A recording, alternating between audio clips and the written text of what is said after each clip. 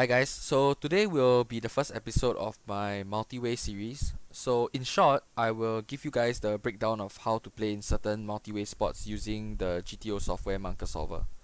So let me first start by giving an introduction on why it is so important to study multi-way spots. Firstly, multi-way spots happen more at low stakes and mid stakes because of how players are less aggressive pre-flop. There is more calling preflop and more multi-way hands, and hands that involve multiple players are tough for GTO softwares like Monkersolver to run. Therefore, I will be keeping these spots to only 3 players, which should be really okay. And lastly, there are many spots that can be exploited because of how players are basically fit or fold compared to heads up spots, and we don't want to fall into this category of fit or just playing fit or fold. Some of you might wonder why playing GTO in these spots are really important as to playing an exploitative strategy.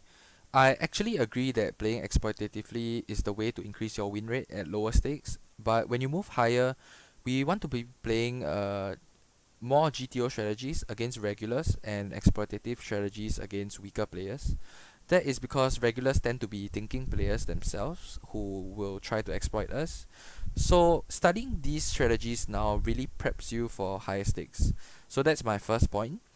And secondly, before exploiting our opponents, we have to gain some sort of read, whether they're aggressive or they're passive or whether they can fold in certain spots.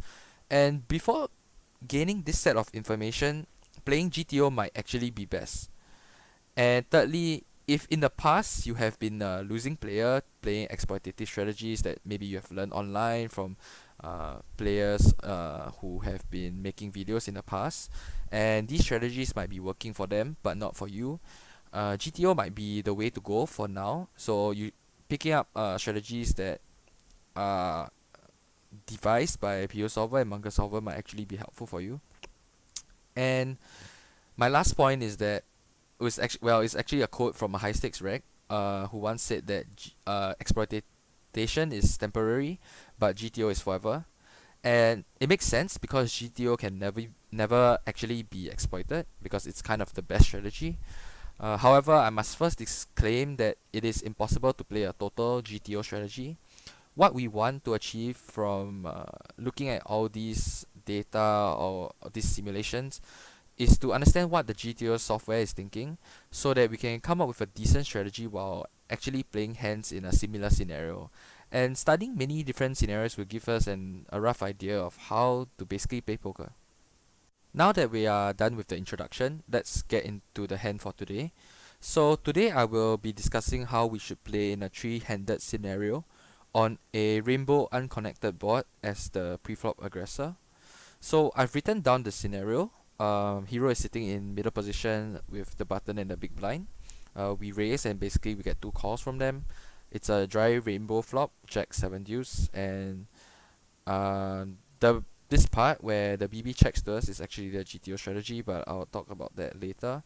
Um, but I've put the scenario into Snowy to give you guys a visual on the action. So what happens is that there's a 6-handed cash game player table, 100 BBs. So under the gun folds, so we raise and we see a call from the button. SB folds and big blind calls, and this is the flop. So basically, this is the action pre-flop. So let's first start off by talking about the preflop ranges. So the ranges that I've used have been extracted from the Monkersolver preflop ranges that I've run simulations on. So this is a good estimate of um, what the under the gun, the MP player, sorry, which is us, would be raising preflop, and the button would defend something like this, which is a reasonable estimate. There's not much defending that is done by the button, meaning just calling. GTO prefers to 3-bet preflop, so a lot of hands are actually 3-bets instead of preflop calls. But once the button comes along, the big blind has a very good price to come along as well. So you can see him defending much wider. He plays a lot of these suited hands. So if you guys didn't catch that, you guys can pause the video to check out the ranges before I carry on with the post flop percentages regarding betting and checking. So for today, I will mainly be talking about these three things when it comes to playing the flop. The first thing would be our betting ranges on the flop. So what hands are we looking to bet? The second one would be what hands are we looking to check? Uh, but these hands that we are checking, I will talk more about which hands are actually check calls and which hands are actually check folds or check raises. And the third one would be facing a check raise after we have continuation bet ourselves as the preflop aggressor. Okay, so this is the simulation that I ran. So basically the blue player is the big blind, the green player is the under the gun player, and the button is the red one. Um, so as I was saying just now, the big blind player doesn't really have um, a leading strategy per se. So checking is standard because you can see here Monkersolver advocates 100% check for the big blind. That is the GTO strategy for the big blind. So after checking, we are the one who is seated here in MP, and we have two decisions, right? Either checking or betting. And the simulation I ran, I gave Monkersolver two options: either to bet small, which is 40% of the pot, or to bet a larger size, which is 75% of the pot.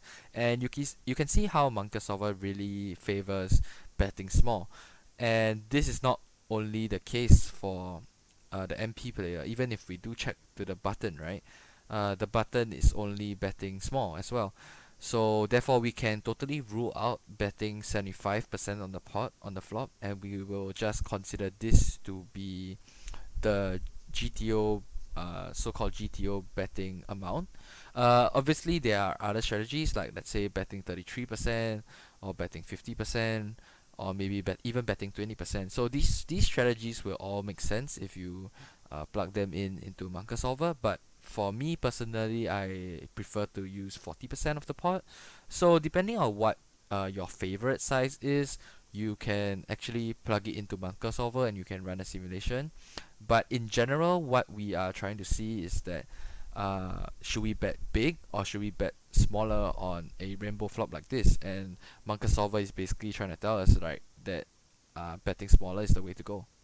Okay, so let's first talk about our betting strategy on the flop. So after big blind checks to us, right, you can see how most of our hands are actually checks, and this is not surprising actually because we are still out of position. We are three-way, so we shouldn't be looking to bet a crazy frequency.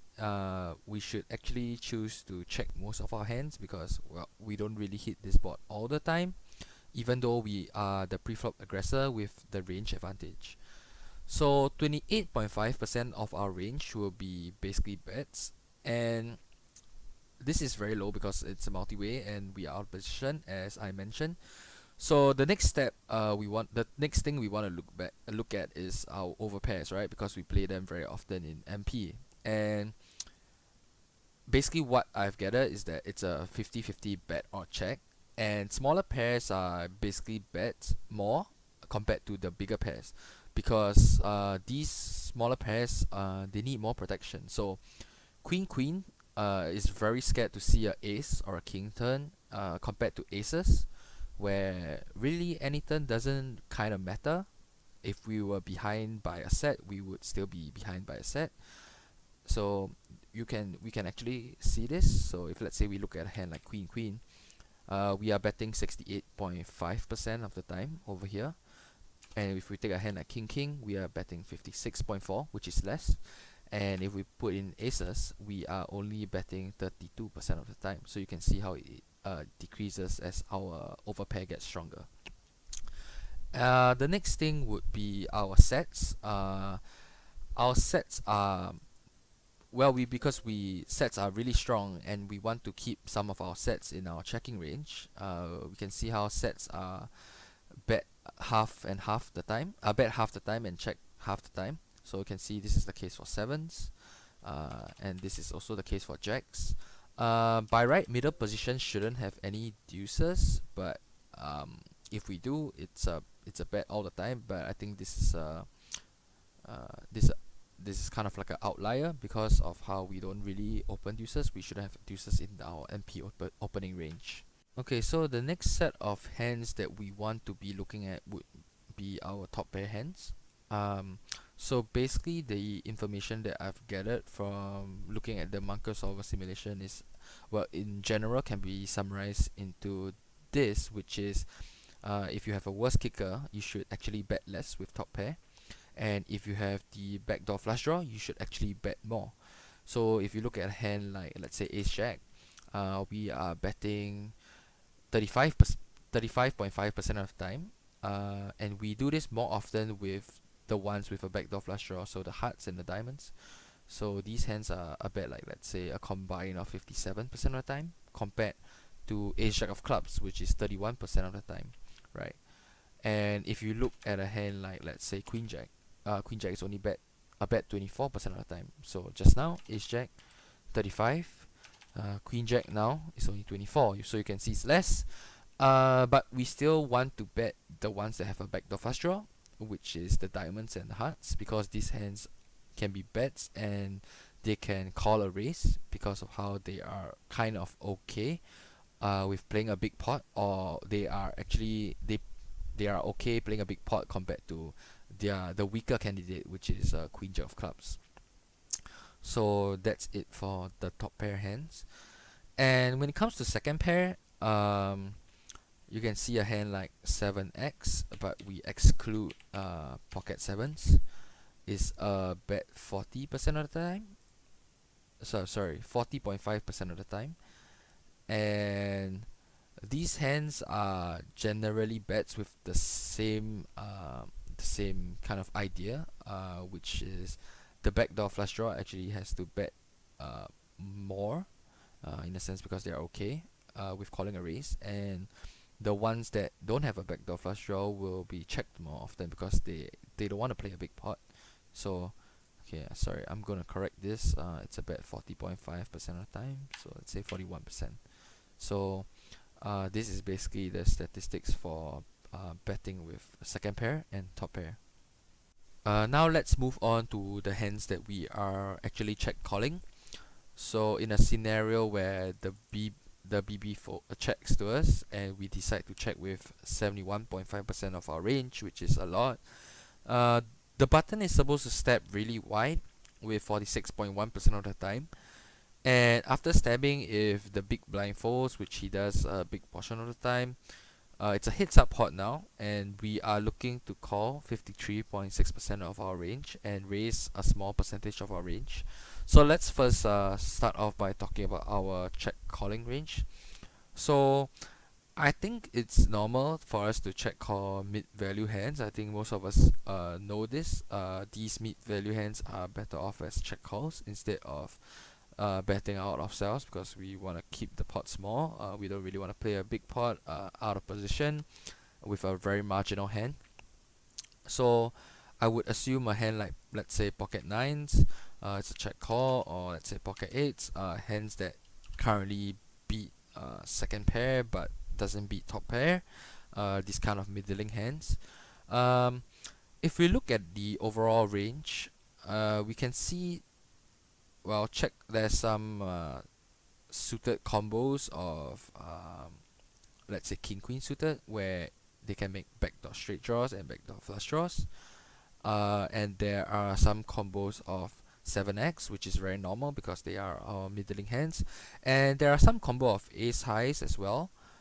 These ace highs might be surprising to some people as calls, but they are currently winning hands like, let's say, 8-9 that the button might bluff, or 6-8 with the backdoor flush draw and straight draw that the button might bluff.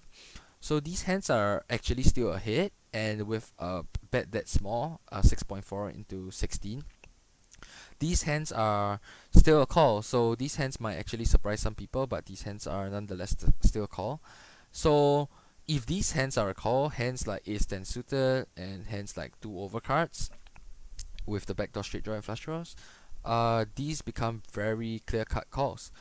And obviously, when we check aces and let's say ace king or kings and queens, right, they are mostly calls as well, because we are kind of slow playing them. But queens and kings, like we discussed after checking, some of them go into our check raising range, because these hands some kind of want some sort of protection because they are still very scared of an ace turn. So in essence, our checking range would a check calling range would look something like this. And as I mentioned just now, yeah, so if we have high cuts with backdoor equity, it's a mix between check calling and check raising. So now I'll just move on to talk about our check raising range. So when it comes to our value range on this board, we have sevens and jacks and ace jack. Sometimes we don't have jack seven, which would give us two pair. We don't. So there are very few combos of these hands actually. So it's important that we kind of balance them out. Um, well, we don't have to balance them 50-50 per se, but in terms of combos, they have to be close. So if we add up all the combos of ace jack, sevens, and jacks, right, there are less than, let's say, 20 combos if we exclude ace jack off. So these hands become very valuable in our check raising range, and we want to find, let's say, another 15 to 20 hands as bluffs. And there are a lot of hands like Queen 10 suited, King 10 suited that can make backdoor flush draws and straight draws. So we can't be throwing every single combo of those hands into the mix of check raising. So if you look at Monkersolver's strategy, they chose some King Queen suited, some King 10 suited, some Queen 10 suited at different frequencies. So it's good to mix these different frequency hands inside because we want to be protected regardless of how the board runs out.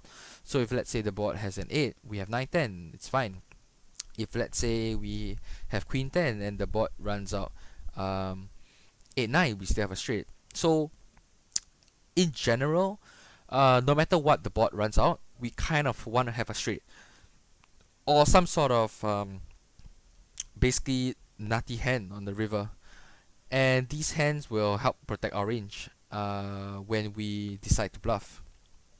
And when we do bluff, and sometimes we are unsuccessful, and these hands will basically help us get out of a very tricky situation. So there is one more key thing I would like to point out, which is basically food for thought for all those viewers out there.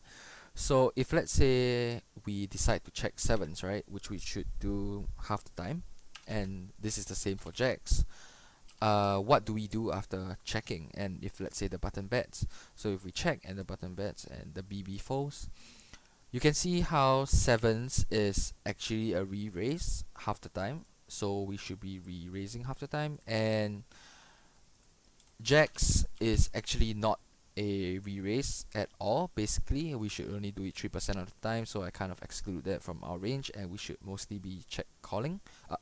So I think this is one of those things where GTO, like, we can kind of understand from the simulation, and that is that when we have jacks, right, we heavily block top pair, and this is one of those hands that villain is betting and is hoping to continue regardless of whether we raise or not. And if we block top pair, right, then there's a high chance that we raise and villain folds. But if we hold sevens and we raise, there's a high chance that villain doesn't fold because villain is most likely to be holding a jack, and a strong one like ace jack or king jack. So we can basically re-raise with a hand like sevens and hope that he shoves all in or he re-raises again and we stack off, because there's a high chance he has ace jack and might be overplaying his hand, or he might think his hand is good, or he might think that we have a weaker jack basically. And I think this kind of blocker theories are really important because they help us think about over pairs as well. So like betting kings on, let's say, jack 10-4, is it better to bet kings, or is it better to bet king jack? So betting kings is obviously better because we don't block villain having top pair, right? But if we block a jack, we might actually want to kind of like check or bet a smaller size instead of betting a bigger size, because there's a lower chance that villain has a jack or basically top pair with good kicker. But if we have kings, then there's a higher chance that villain has top pair with good kicker, and we can basically get value. So for the last part of this video, I actually want to talk about some GTO assumptions that we make when we run simulations like this. So this is to actually not confuse you guys out there. So just now I was talking about how when we check and the button bets and the BB falls, we should actually be calling 53.6% of the time, which is very good in the GTO world. So calling this frequency would mean that you are a good GTO player. But hence, like let's say King 10 suited, or let's say a hand like 10-8, or let's say Ace 4, they are not always calls in my opinion.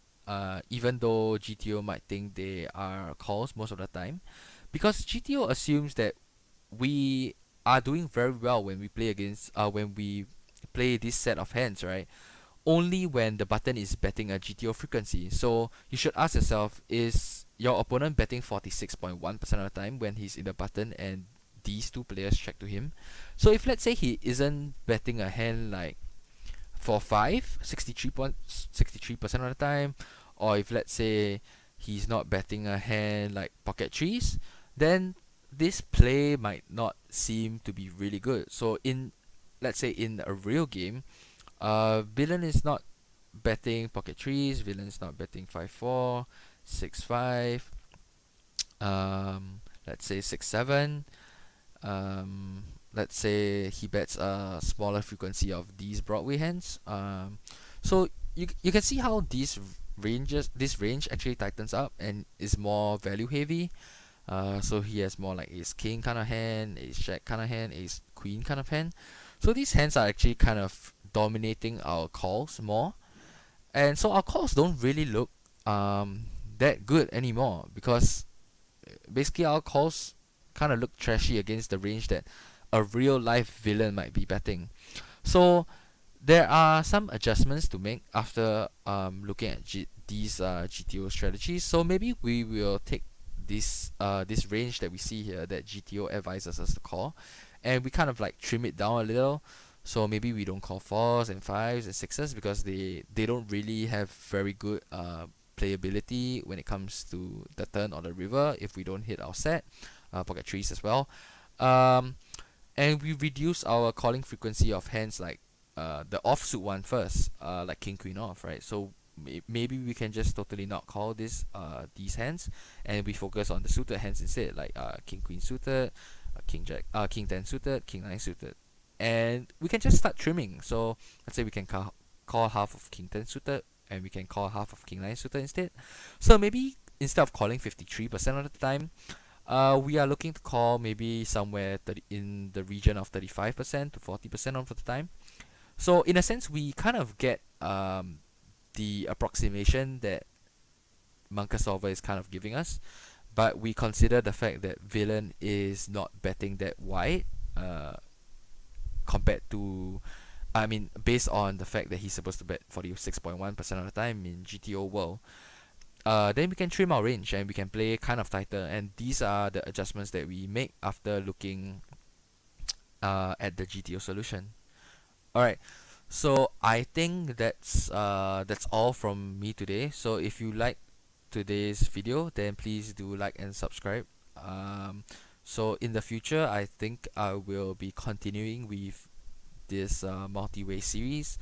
I'll be focusing on different boards, but in general, the three players that would be involved would be the MP, button, and the big blind.